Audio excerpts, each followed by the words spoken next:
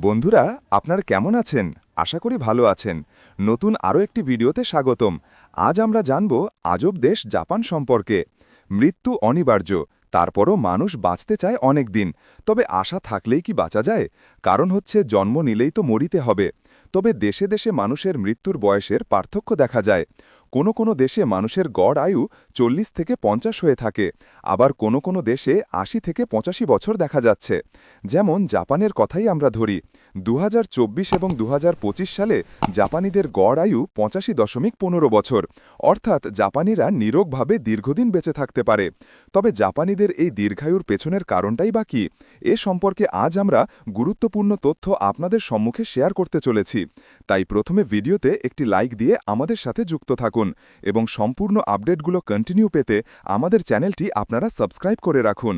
জাপানের কেন তানাকা ২০২২ সালে হাসপাতালে মৃত্যুবরণ করেন। তার বয়স হয়েছিল ১১৯ বছর।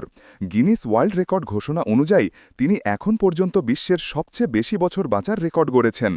তানাকা ১৯০৩ সালের ২ জানুয়ারি জন্মগ্রহণ করেন। ৮ ভাইবোনের মধ্যে তিনি ছিলেন সপ্তম। ১৯ বছর বয়সের পরপরই তিনি বিয়ে করেন। তিনি ৪ সন্তানের জননী। তবে এখানেই শেষ নয়। জাপানের বর্তমানে যারা মানুষজন আছে তারা অন্যান্য দেশের তুলনায় সবচেয়ে বেশি দিন বাঁচছে, অর্থাৎ আগেই বলেছি তাদের গড় আয়ুটা অনেক বেশি। তবে প্রশ্ন হল, জাপানের মানুষ এত দীর্ঘ আয়ু কিভাবে পাচ্ছে? আপনারা জানেন জাপান একটি উন্নত রাষ্ট্র।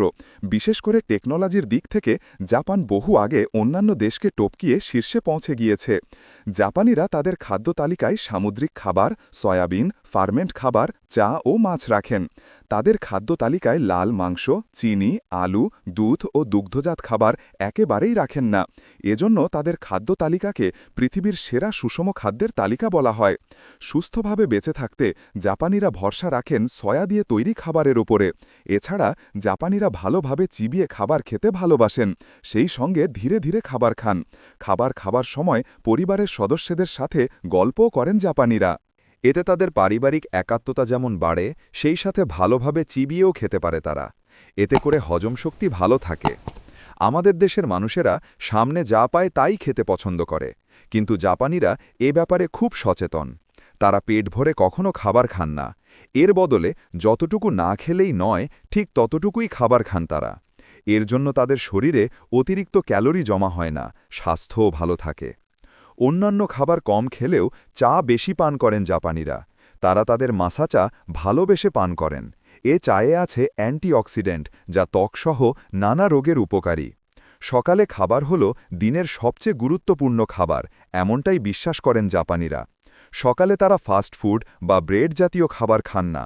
জাপানিরা প্রতিদিন সকালে তাজা কিংবা সেদ্ধ মাছ খেতে পছন্দ করেন, আর এতেই সুস্থ থাকেন তারা। সে দেশের রেস্টুরেন্টগুলোতেও পাউরুটি বা ব্রেড জাতীয় খাবার দেখা যায় না। কেননা পাউরুটি ও অন্যান্য রুটি রিফাইন্ড ফ্লাওয়ার দিয়ে তৈরি করা হয়, যা স্বাস্থ্যকর নয়। এজন্য রেস্টুরেন্টগুলোতে প্রতিটি মেইন ডিশের সঙ্গে স্টিমড রাইস বা রাইস আইটেম থাকে। খুব বেশি ভাজা পোড়া খাবার খান না জাপানিরা। তারা স্টিমড, ফার্মের, অল্প সময়ের রান্না হয় এমন খাবার খেতে ভালোবাসেন। খুবই অল্প তেলে রান্না করা খাবার খান জাপানিরা। এছাড়া আবহাওয়াগত দিক থেকে জাপানিরা সর্বদা পরিপাটি থাকতে পছন্দ করেন, এবং আবহাওয়াগত দিকটা তারা সম্পূর্ণ পরিষ্কার পরিচ্ছন্নভাবে রাখতে পছন্দ করেন। কারণ আগেই বলেছি, জাপান একটি উন্নত রাষ্ট্র। টেকনোলজির দিক থেকে যেমন তারা উন্নত হয়েছে, জীবনধারণের ক্ষেত্রেও জাপানিরা ঠিক সম্যক উন্নতি লাভ করেছে। যার কারণে জাপানিরা সর্বদা পরিপাটি থাকেন, ধুলাবালি, ময়লা থেকে সর্বদা নিজেকে আড়াল করে রাখতে পছন্দ করেন। তবে শেষে বলে রাখা ভালো, জীবন ধারণ এবং আয়ু সম্পূর্ণ নির্ধারণ হয়ে থাকে মহান আল্লাহ পাকের পক্ষ থেকে। তবে সেই আয়ু অনেকটা মানুষ ক্ষতিগ্রস্ত করে। যেমন আল্লাহ পাক পবিত্র আল কোরআনে বলেছেন, তোমাদের নিজেদের হস্ত দ্বারা তোমরা নিজেদেরকে ধ্বংস করো না।